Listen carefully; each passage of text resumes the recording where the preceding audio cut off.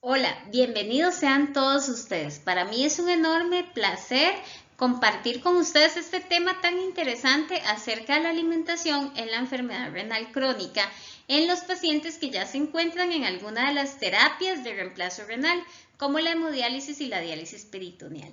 Soy Laura Maroto y soy la nutricionista encargada del área de nefrología del Hospital Dr. Rafael Ángel Calderón Guardia y también trabajo en el Centro Médico Integral. Antes de iniciar con la parte de la alimentación, es importante que recordemos cuáles son las funciones que cumplen los riñones. Y una de ellas es mantener el volumen o el líquido de nuestro cuerpo. ¿Y cómo lo hace? Eliminando por orina sustancias como el agua, sodio, magnesio, cloruro, calcio, potasio y fosfatos. Y también eliminando una serie de desechos que se producen cuando nosotros comemos alimentos, que son la urea, los fosfatos, ácido úrico y sulfatos. A la vez se encarga de producir una serie de hormonas y de enzimas que permiten al cuerpo producir los eritrocitos y también mantener un equilibrio entre el calcio, los fosfatos y la vitamina D, así como controlar la presión arterial. Ahora bien, una vez que ya los riñones han dejado de funcionar o funcionan en una cantidad muy pequeña, entonces todas estas funciones que hacían los riñones cuando estaban sanos se van a ver alteradas. Y es por eso, conforme va avanzando la enfermedad renal crónica y ya se llega a un estadio 5, el paciente necesita alguna de las dos terapias de reemplazo renal que ya vimos que son hemodiálisis y diálisis peritoneal crónica.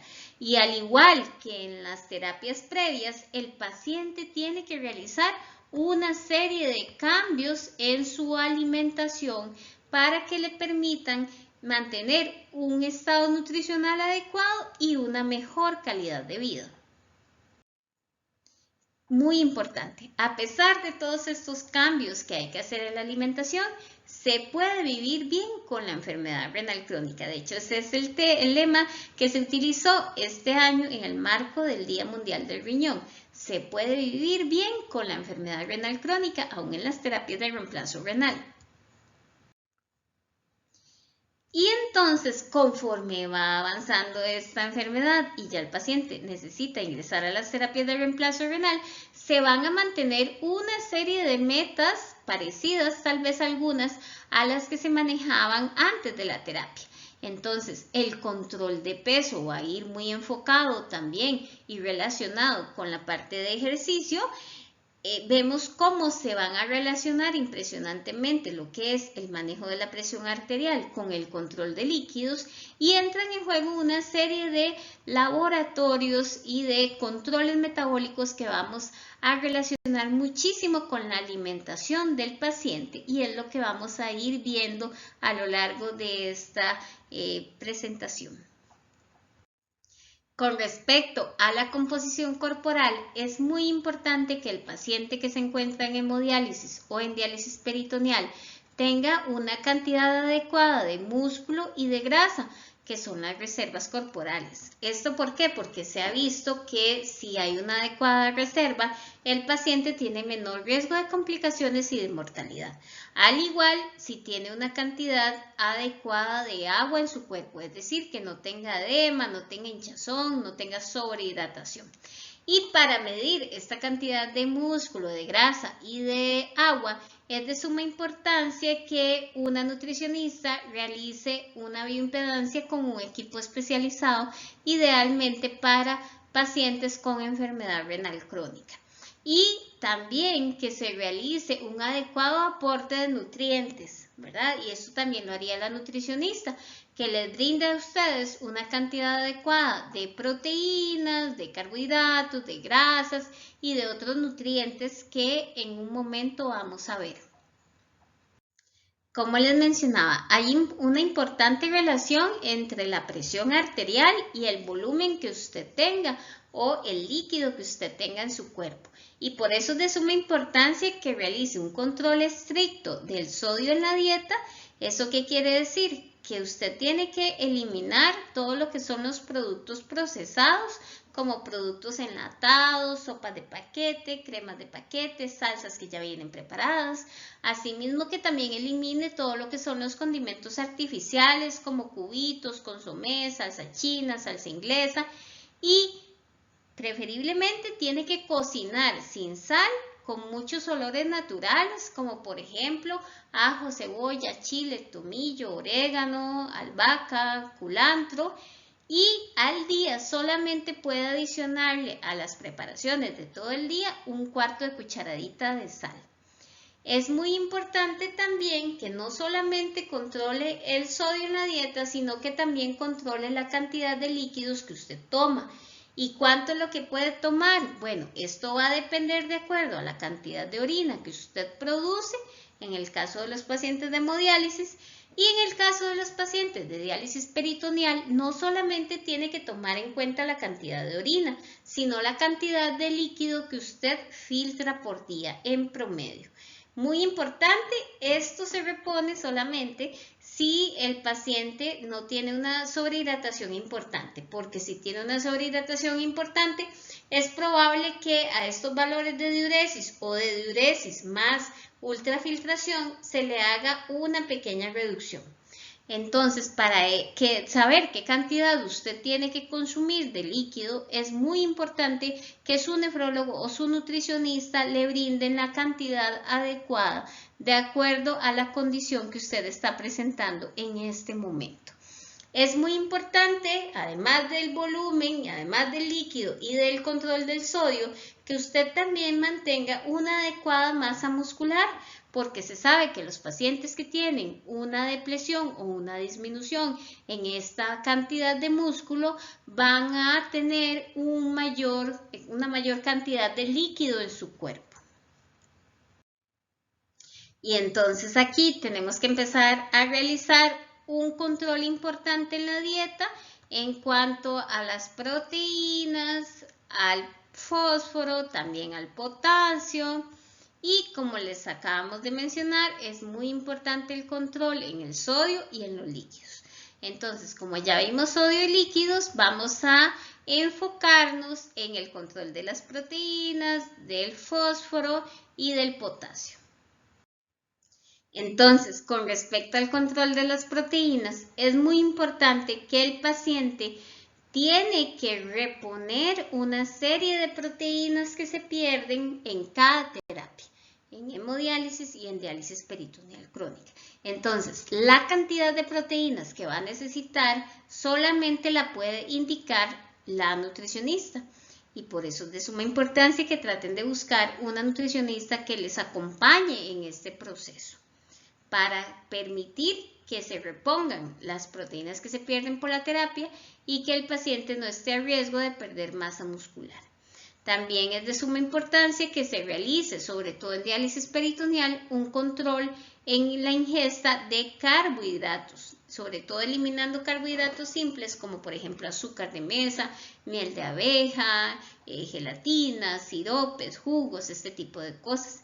Con respecto a las grasas, también tiene que haber un control importante de este nutriente y vamos siempre a preferir las grasas buenas, que como estamos ya en estadio 5 y en terapias de reemplazo renal, hay que estar muy atento a la cantidad de potasio en la sangre, porque si el potasio está muy elevado, entonces tendríamos que evitar el aguacate y más bien utilizar grasas como por ejemplo los aceites vegetales.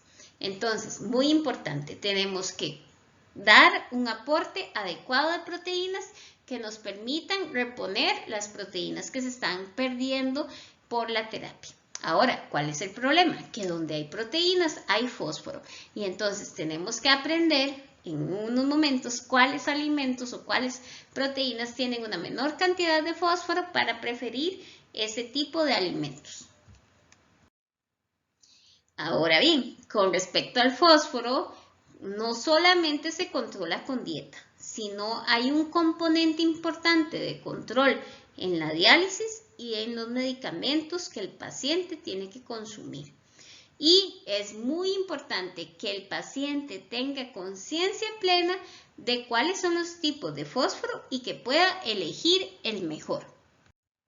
Entonces, recordando un poco de la clase o de la presentación anterior, es importante que recordemos los tipos de fósforo, que sería el orgánico, que se divide en los que son de origen vegetal y los que son de origen animal, y el inorgánico, que es el fósforo artificial o el que está en todos los aditivos, como por ejemplo el de los embutidos, el de las carnes procesadas, el de las comidas procesadas y el de las gaseosas. Este es el que de por sí, desde previo, ya se tenía que eliminar, porque se absorbe o entra a la sangre casi en un 100%.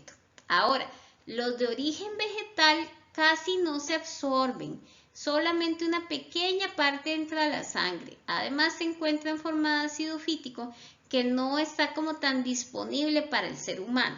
Por eso el fósforo, digamos, de los frijoles, las lentejas o los garbanzos no nos preocupa tanto como el fósforo que está en alimentos de origen animal, como por ejemplo los lácteos, el pescado, el huevo, el queso, el cerdo, ¿verdad? La res. Entonces, en estos alimentos son en los que nos vamos a enfocar porque de esto sí se absorbe aproximadamente de un 60 a un 70%. ¿Y cómo lo vamos a manejar? Lo podemos manejar de acuerdo a los colores del semáforo. Entonces, en verde están todos aquellos cortes de carnes que no contienen una cantidad tan alta de fósforo, como la pechuga de pollo, el mondongo o las claras de huevo, que tienen una cantidad muy importante de proteínas y muy bajita de fósforo. Ahora, los que tienen una cantidad moderada de fósforo serían la bola de res, la molida de res, la cecina de res y la lengua.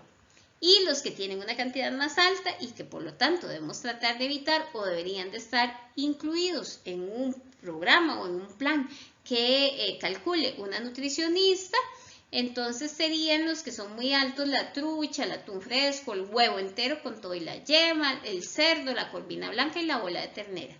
Y los que ya se nos salen del semáforo y tienen una cantidad muy elevada de fósforo y que por lo tanto hay que eliminar serían la leche, los quesos, los pescados en general, los mariscos, las vísceras, ¿verdad? Como hígado, riñón, corazón, y las carnes procesadas. Son los que tienen demasiado fósforo y por lo tanto hay que eliminar. Ahora, con respecto al control del potasio, se maneja igual a los pacientes que ya empezaron a tener desde previo a la terapia alteraciones en el potasio en la sangre. Entonces, ¿cuáles alimentos vamos a eliminar si el potasio ya está alterado en la sangre?